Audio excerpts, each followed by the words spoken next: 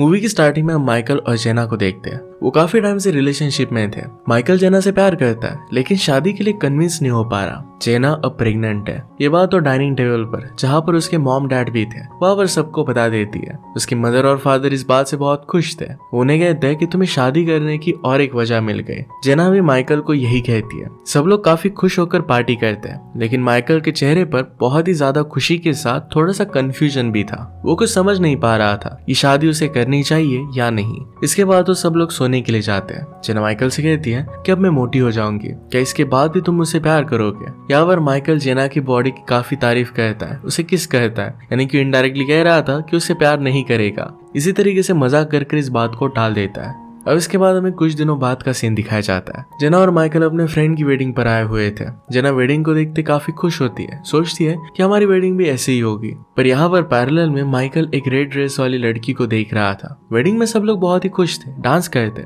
लेकिन तभी हम माइकल के दोस्त क्रिस को देखते हैं। उसके वाइफ और बच्चे थे जिन्हें वो पसंद नहीं करता था। अपनी लाइफ से वो बहुत ही बोर हो चुका था। वो किसी और लड़की को पसंद करने लग गया था, पर वो लड़की उसे बिल्कुल भी पसंद नहीं करती। वो ऑलरेडी किसी और लड़के के साथ रिलेशनशिप में थी। वो लड़की क्रिस को दूर रहने के लिए कहती है क्योंकि ऑलरेडी उसकी फैमिली थी। वो लड़की क्रिस को बिल्कुल भी पसंद नहीं करती थी। इन सब बातों से क्रिस बहुत दुखी था। माइकल जूस पीने के लिए गया और उसके पीछे वो रेड ड्रेस वाली लड़की आती है। वो दोनों एक दूसरे से बात करते हैं। वहाँ हमें पता चलता है कि उस लड़की का नाम किम है। किम कॉलेज में पढ़ती है और हॉस्टल में रहती है। दोनों रिलेशनशिप के बारे में बात करने लग गए। थोड़ी बात करने के बाद वो वहाँ से चली जाती है। कुछ देर बाद वो एक अलग जगह पर मिलते हैं। वहाँ पर कोई नहीं था। उन्होंने बहुत सारी बातें की और टाइम बहुत ही फास्ट बीतता चला गया। जेना माइकल को ढूंढ रही थी पर उसे पता नहीं था कि माइकल किसी और के साथ है। किम और माइकल की बातों से हमें पता चलता है कि किम एक म्यूजिशियन है और साथ में वो पढ़ाई भी कर रही थी। माइकल एक आर्किटेक्ट था। बात करने के बाद वो लोग फिर से पार्टी में जाने लगते हैं। इसके बाद किम माइकल का फोन नंबर ले लेती है। वो माइकल को कहती है कि क्या हम मिलते रहेंगे। यहाँ पर माइकल बहुत ही कंफ्यूज था, आखिर में वो करेगा क्या, उसे कुछ भी समझ में नहीं आता। और इतने में वहां पर जेना आ जाती है। जेना माइकल के पास आकर कहती है कि मुझे तो डॉटर ही चाहिए, उसके साथ खेलने में बहुत मजा आएगा। वो दोनों फिर एक दूसरे को किस करते हैं। इसी के साथ ये सीन खत्म हो जाता है। इसके बाद हम कई सारी इमेज देखते हैं, जैसे क्रिस अपनी शादी में बच्चे और अपनी वाइफ से परेशान है। उसे अपनी लाइफ बिल्कुल भी पसंद नहीं थी। क्रिस को लगता है कि उसके और उसके वाइफ के बीच में कुछ भी सही नहीं है और इसी वजह से वो उस लड़की के पास जाता है। उसे मनाने की कोशिश करता है कि तुम्हारे लिए मैं मेरी बीवी और बच्चों को छोड़ दूंगा, पर वो लड़की उसे मना करती है। वो कहती है कि मेरा पीछा छोड़ दो और मैं तुम्हारे साथ नहीं रह सकती, तुम पागल हो। क्रिस उसे समझाने की बहुत कोशिश करता है लेकिन एंड में आई लव यू फॉरएवर बोलकर वहां से चला जाता है। इसके बाद सीन फिर से जेना और माइकल पर शिफ्ट होता है। जेना अपने माँ बनने पर बहुत खुश थी। वो रेडी हो रही थी कि किस तरीके से मदर बनने के बाद उसे बिहेव करना चाहिए, क्या करना चाहिए, क्या खाना चाहिए, लाइफस्टाइल किस तरीके से मेंटेन करना चाहिए। ये जब वो कर रही थी तब हम देख पाते कि माइकल को इन सारी चीजों में कोई इंटरेस्ट नहीं था और जेना की सारी बातों को इग्नोर करता है। उसे कहता है कि मुझे कुछ भी फील नहीं हो रहा। जेना उसे कहती है कि शायद हमें एक न्यू घर लेना चाहिए, पर माइकल को अभी भी कुछ भी समझ नहीं आ रहा था। वो जेना को बोलता है कि सब बंद करो और उनके बीच में बहस हो जाती है। बहस होने के बाद में वो दोनों एक दूसरे के पास आते हैं, किस होता है और फिर से प्यार में बदल जाता है। यहाँ पर हम उनके दोस्तों को देखते हैं जो अपनी लाइफ प्रॉब्लम में परेशान थे। कोई बीवी को लेकर, कोई गर्लफ्रेंड को लेकर और कोई अपने फ्यूचर को लेकर। सब लोगों को अपने अपने प्रॉब्लम्स थे, चाहे वो रिलेशनशिप में हो या ना हो। इसके बाद नेक्स्ट सीन में क्रिस और माइकल को साथ में दिखाया जाता है। क्रिस अपनी वाइफ को लेकर बहुत परेशान था। माइकल को कहता है कि अपनी वाइफ को छोड़ दूंगा, मैंने जैसा सोचा था वैसी मेरी वाइफ है नहीं। इसके बाद हम देखते हैं कि माइकल किम से मिलने के लिए चला जाता है। वो थोड़ी बातें करता है। वो लोग वहाँ से निकलते हैं और गाड़ी में माइकल उसे छोड़ने के लिए घर पर जाता है। रास्ते में वो रिलेशनशिप के बारे में बात कर रहे थे। यहाँ पर माइकल काफी उदास दिख रहा था। उसे उदास देखकर किम उसे पार्टी में इन्वाइट करती है। माइकल इसके लिए उसे हाँ कहता है। माइकल को किम एक उम्मीद की तरह दिखाई देती है।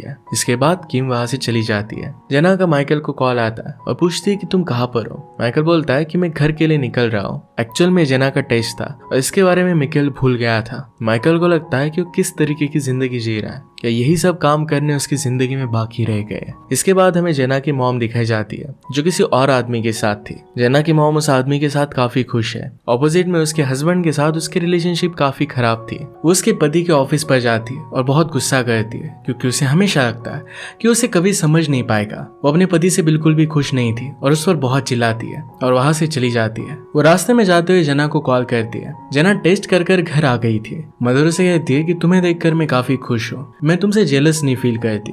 ऐसी बहुत सारी अजीब बातें वो कर रही थी। ये जना को कुछ भी समझ में नहीं आता। जना समझ जाती है कि शायद मदर और फादर के बीच में झगड़ा हुआ है। इसके बाद हम देखते हैं कि वो अपने फादर को कॉल करती है और पूछती है कि आखिर में चल क्या रहा है। फादर भी कहते हैं कि सब कुछ ठीक है, बस तुम्हारी मदर थोड़ी सी पागल है। उसे हमारे रिलेशनशिप में गलतियां निकालने की आदत सी हो गई है। बातों बातों में जना उन्हें बताती है कि मुझे बेबी गर्ल होने वाली है। ये सुनने के बाद उसके फादर को बहुत अच्छा लगता है। दोनों अपने सारे दुख भूल जाते हैं। इसके बाद नेक्स्ट सीन में हम देखते हैं कि जेना की मदर घर छोड़कर चली जाती है। पैरेलल में क्रिस भी अपनी वाइफ के पास वापस आ जाता है। उसकी वाइफ उसे सॉरी कहती है। उसने कहा कि इस रिलेशनशिप के लिए मैं कुछ भी करूंगी। इस पर क्रिस कहता है कि अब मैं इस रिलेशनशिप को और नहीं झेल सकता। मैं अब तुम्हारी हर एक बात नहीं सुन सकता। मैं तुमसे दूर जाना चाहता हूँ। उसकी वाइफ उस पर गुस्सा हो जाती है। कहती कि आखिर तुम कहना क्या चाहते हो। क्रिस कहता है कि तुम मुझसे दूर चली जाओ। वाइफ कहती है कि तुम्हें पता नहीं कि प्यार होता क्या है, बच्चे कैसे पालते हैं इसके बारे में तुम्हें पता नहीं है। तुमने मेरी लाइफ खराब कर दी। दोनों इस बात पर बहुत सैड हो जाते हैं। नेक्स्ट सीन में हम जेना को उसकी मदर के साथ देखते हैं। जेना अपनी माँ को बोलती है कि तुम बताओ कि आखिर में हुआ क्या है। मदर कहती है कि कुछ नहीं,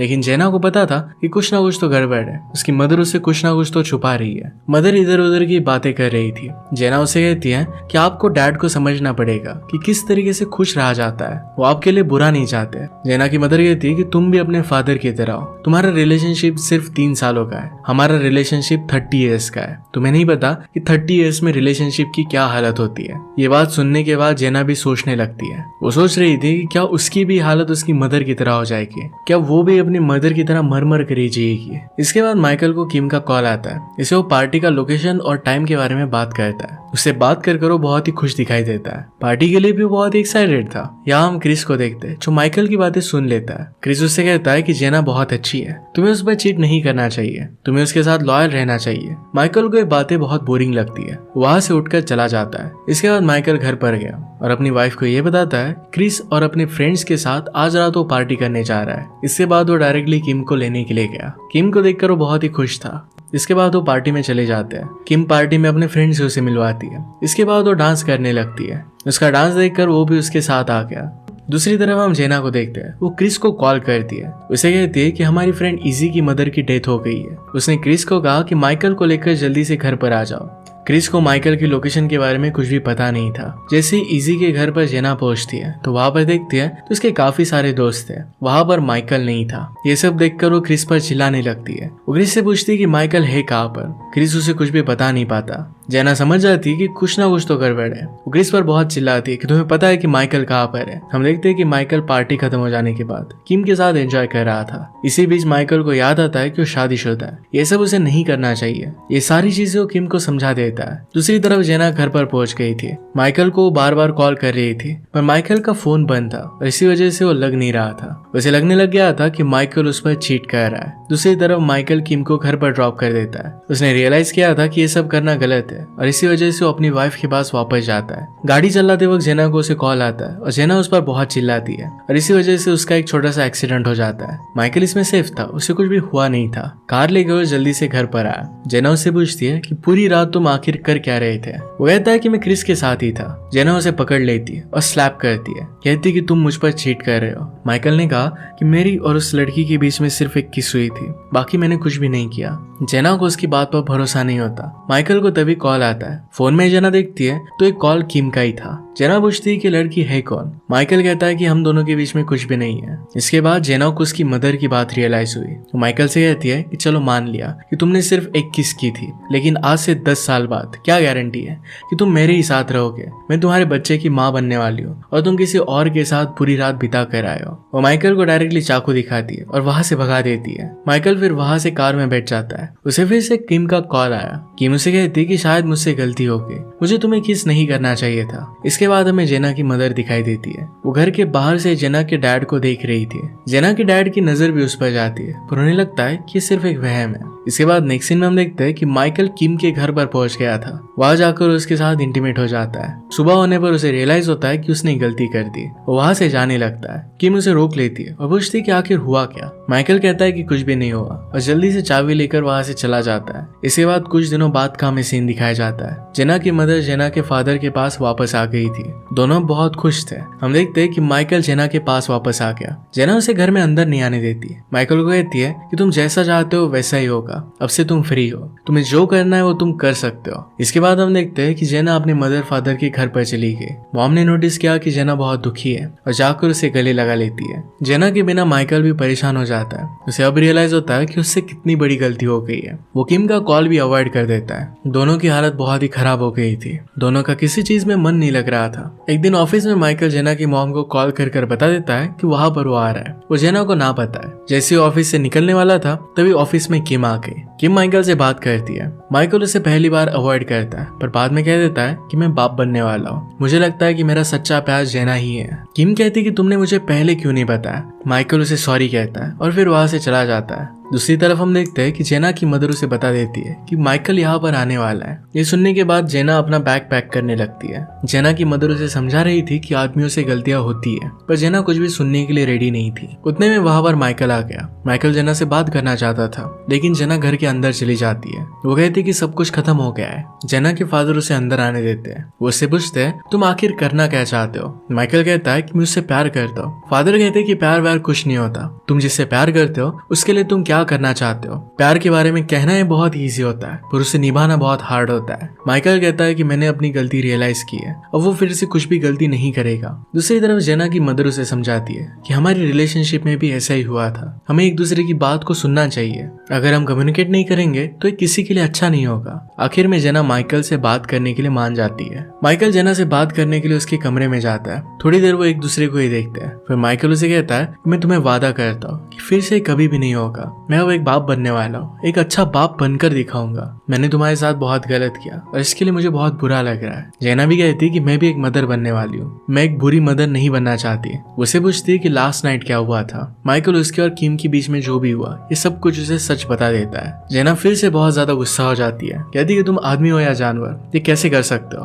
माइकल कहता है कि मैं तुम्हें सब कुछ सच सच बताना चाहता हूँ और इसके बाद से कुछ भी मैं झूठ नहीं कहना चाहता। ये सब सुनकर जेना घर छोड़कर गाड़ी लेकर वहां से चली जाती है। उसके पीछे पीछे माइकल भी आता है। जेना अपने घर पर वापस आए और वो माइकल को घर के अंदर ही नहीं लेती है। माइकल दुखी होकर घर के बाहर ही बैठ जाता है। जेना को भी घर के अंदर बहुत बुरा लग रहा था। इसके बाद हमें क्रिस को दिखाया जाता है। वो अपनी वाइफ के पास वापस आ चुका था। वो कहता है कि यहाँ पर मैं सिर्फ अपने बेटे के लिए आया हूँ। क्रिस अपने बेटे को देखकर बहुत ही खुश था। पैरेलल में हम देखते हैं कि माइकल पूरी रात घर के बाहर ही पड़ा रहता है। सभी बाहर के लोग उसका मजाक उड़ाते हैं लेकिन वो वहीं पर रहता है। सुबह होने के बाद जेना अपने काम पर चली जाती है। उसकी तरफ देखती भी नहीं। माइकल वहीं पर रहा। 2 दिन तक वो घर के बाहर ही रहता है। जेना रात में उसे कंबल दे देती है और कुछ भी नहीं कहती। इस सब के बीच जेना के फादर माइकल को देखते हैं और रियलाइज करते हैं शायद माइकल जेना से सच्चा प्यार करता है। फिर एक रात को बहुत बारिश आई। जेना उसे अंदर बुला लेती है। उससे पूछती है तुम्हें क्या लगता है क्या हम फिर से वापस सही से रह पाएंगे। माइकल कहता है कि क्यों नहीं, हमें एक बार कोशिश तो करनी चाहिए। इस बात पर जेना कुछ भी नहीं कहती। माइकल भी समझ नहीं पाता। उसकी हालत बारिश की वजह से बहुत खराब हो जाती है। फाइनली जेना दरवाजा खोल देती है। माइकल अंदर चला जाता है। अब जेना ने उसे माफ कर दिया था। अब दोनों मिलकर इस रिलेशनशिप को वर्क करने के लिए बहुत ट्राई करेंगे। इसी के साथ ही मूवी एंड हो जाती है। अगर आपका एक्सप्लेनेशन अच्छा लगता है तो प्लीज से लाइक और कमेंट जरूर कर दीजिएगा। बहुत सारी मूवीज लेकर आते रहता हूँ तो प्लीज चैनल को सब्सक्राइब कर दीजिए और बेल नोटिफिकेशन आइकन दबाना मत भूलिएगा। हम फिर से मिलेंगे और एक नए मूवी के साथ। तब तक के लिए थैंक यू और आप अपने आप का ख्याल रखिए।